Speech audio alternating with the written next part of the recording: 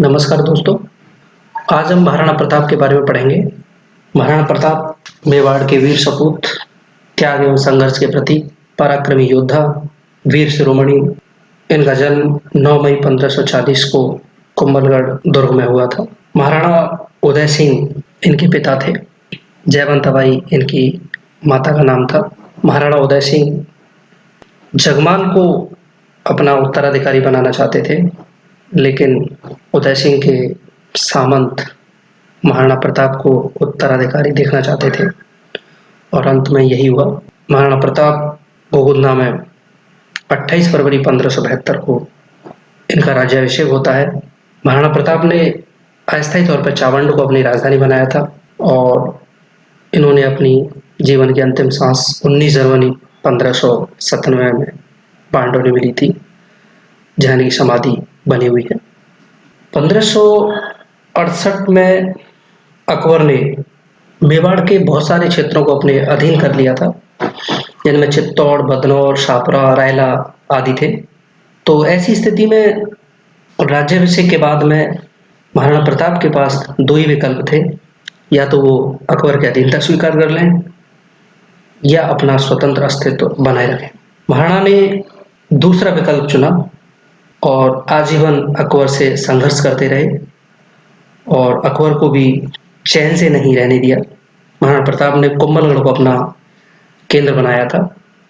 अकबर मेवाड़ को किसी भी तरह अपने अधीन करना चाहता था, अतः अकबर ने महाराणा को समझाने के लिए बहुत प्रयास किए थे और इस हेतु अकबर ने महाराणा प्रताप को समझाने के लिए 4 शिष्टमंडल भी भेजे, जिनमें सबसे पहले जलाल खां अप्रैल 1573 में, उसके बाद मान सिंह जून 1573 में भेजे, उसके बाद भगवान दास अक्टूबर 1573 में और अंत में दिसंबर 1573 में टोडरमल को भेजा गया। लेकिन ये चारों ही महाराणा प्रताप को कन्विंस नहीं कर पाए। अब ऐसी स्थिति में आप जानते ही हैं, मुगल और मेवाड़ संघर्ष होना निश्चित था। तो इस कड़ी में सबसे पहले हल्दी घाटी का युद्ध होता है जून 1576 में। मुगल सेना का नेतृत्व मान सिंह कर रहे थे और मेवाड़ की सेना का नेतृत्व स्वयं महाराणा प्रताप। मान सिंह ने अपनी सेना का डेरा मोलेला गांव में डाला और उधर मेवाड़ शासक महाराणा प्रताप ने अपनी सेना का डेरा लोसिंग में डाला। उधर मान सिंह की सेना के हरावल का नेतृत्व जगन्नाथ कछवाहा कर रहे थे और महाराणा प्रताप की सेना के हरावल का नेतृत्व हाकिम खां सूर कर रहे थे। हरावल का मतलब होता है कि सेना का जो अग्रिम दस्ता होता है वो हरावल कहलाता है। इनमें भयंकर युद्ध होता है और युद्ध अनिर्णित ही माना जाता है, क्योंकि महाराणा को न तो वो मार पाए न उन्हें वो जीवित पकड़ पाए। इतिहासकार इस युद्ध को अलग अलग नामों से पुकारते हैं। अबुल फजल हल्दी घाटी के युद्ध को खमनौर का युद्ध कहते हैं। बदायूं, जो कि हल्दी घाटी के युद्ध में स्वयं भाग ले रहा था, उसने मुंतक उत तवारीख में हल्दी घाटी के युद्ध को गोगुंदा का युद्ध कहा है।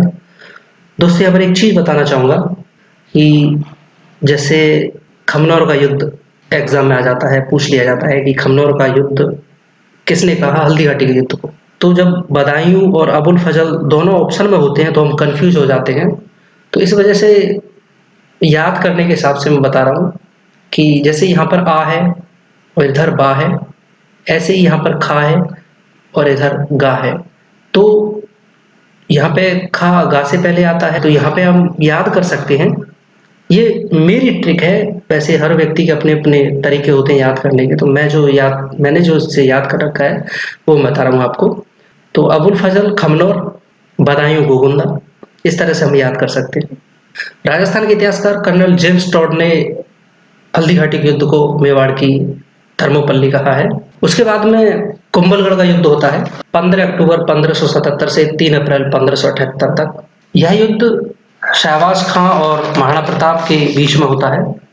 शहबाज खां कुंभलगढ़ दुर्ग की घेराबंदी कर लेता है। इस वजह से 6 महीने से भी अधिक समय हो जाता है, तो ऐसी स्थिति में दुर्ग में रसद का अभाव पैदा हो जाता है।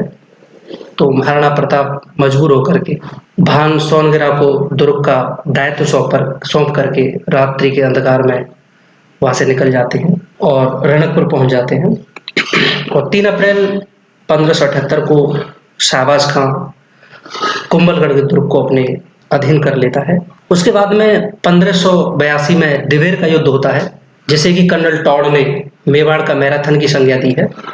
यह युद्ध अकबर के चाचा सुल्तान खां और महाराणा प्रताप के मध्य होता है।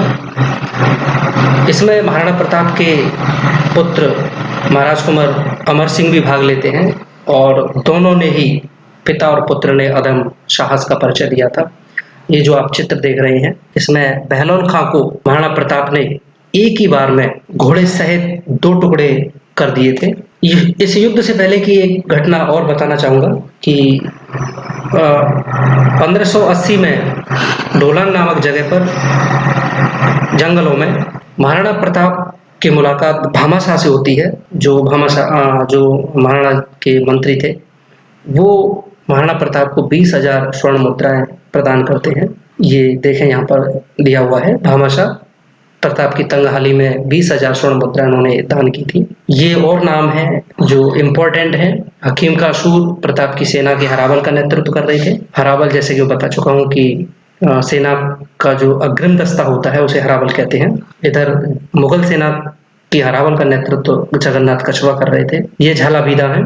इन्होंने जब हल्दी घाटी का युद्ध हो रहा था, तो जब महाराणा प्रताप विरोधी सैनिकों द्वारा चारों तरफ से घेर लिए जाते हैं और घायल हो जाते हैं, तो इस स्थिति को भांप करके झालावीरा ने राज की छत्र को अपने मस्तक पे धारण कर लिया था और प्रताप को बचा लिया था।